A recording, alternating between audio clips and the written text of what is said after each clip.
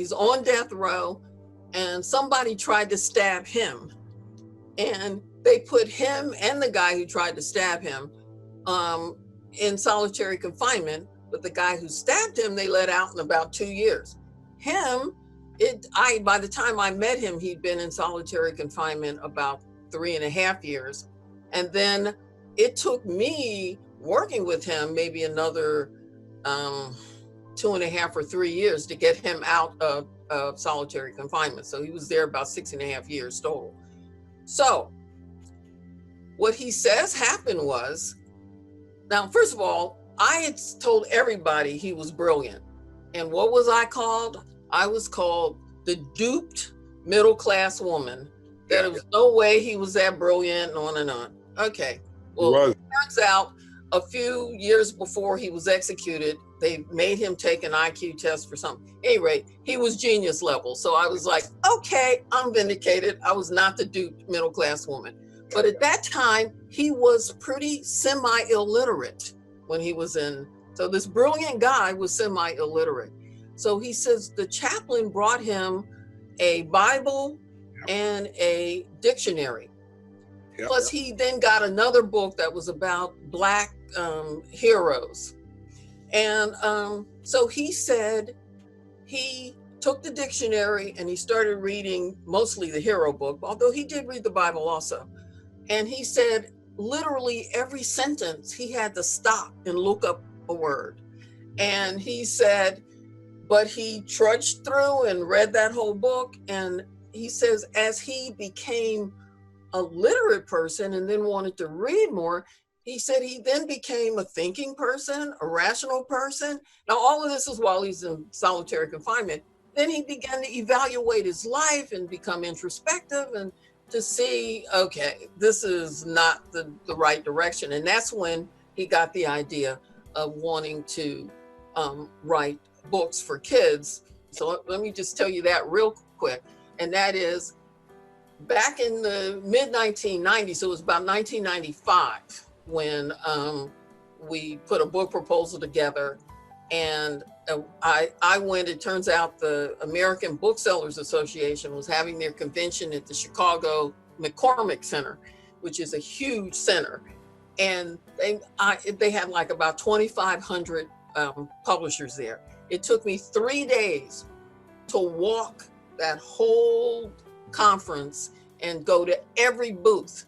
Only 3 publishers were willing to deal with a Black guy on death row, even though his books were to try to save kids, but they didn't want, so only three, and then of the 3, we picked one, and that was the beginning of him being able to sort of concretize. What would he want people to know today? Because, I was, one of the great gifts of my life, one of the great privileges was being the one person, white person he asked to come speak at his funeral, and he let me know he wanted peace was the most important thing. But what would he see today? What would he want people to know today? I think individual responsibility and courage. Yes. I think that he would want folks to be willing to call out what's wrong, to, the dominant racist narrative. When you see it, call it out, because that's what he did. When you see it, have the courage to stand up and call it out. So I think that's what, so I think much of what we're talking about here, not even much, all of what we're talking about tonight, he would, today, he would support. Thank you, Barbara. Thank you for sharing that. It's a part of history a lot of people don't know, and you've been on the edge of it there. The spirit and soul contract between brothers and sisters, regardless of color of skin, and it's also happening because we've got leaders that have grown up with this pain who are now in a leadership position. So speaking of leaders, and thank you all for your patience here. I know we're trying to cover a lot in this area. Derek Johnson, head of the NAACP. Derek, I saw that this week, I think I saw you reached out to the Mormon Church, and you were quoted saying, join us on this journey of understanding and overcoming. What was your goal there, and what's your goal today? What's the understanding, overcoming that we all need to understand today?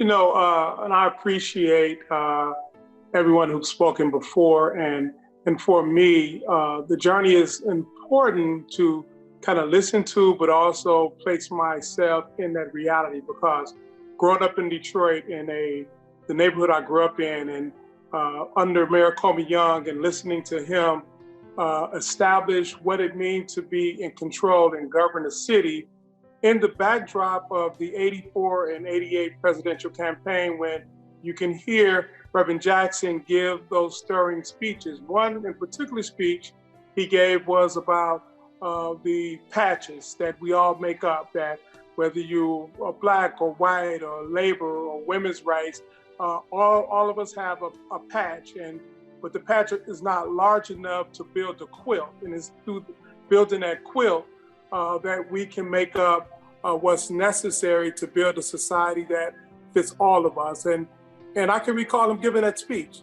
For me, in the neighborhood I grew up in, it was rough. I didn't know any other Black professionals other than school teachers. And so I looked to PBS and Eyes on the Prize. I looked to the nightly news to see what Comey Young would see that night. I looked to the Democratic conventions during those 2 cycles to hear the voice of Jesse Jackson as a model, as an example of how to move forward.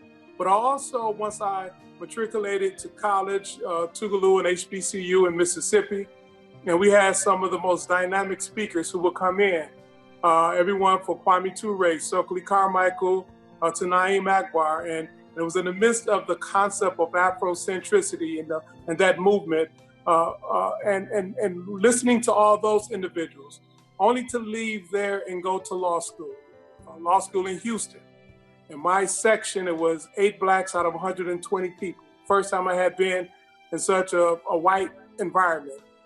There was the largest standalone, it still is, it's the largest standalone law school in the country.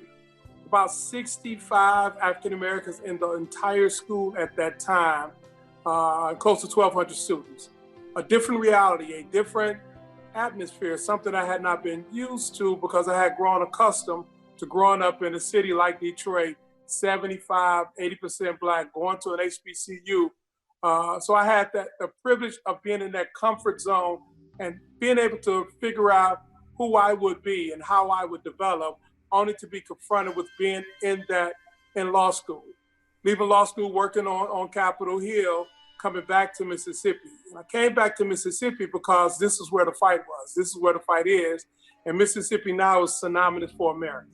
It is how people see each other. What my lessons I learned in Mississippi is how the tool of race is used to maintain power. How the tool of race is used to stir up emotion. How the tool of race is used to create otherness in ways in which demean individuals.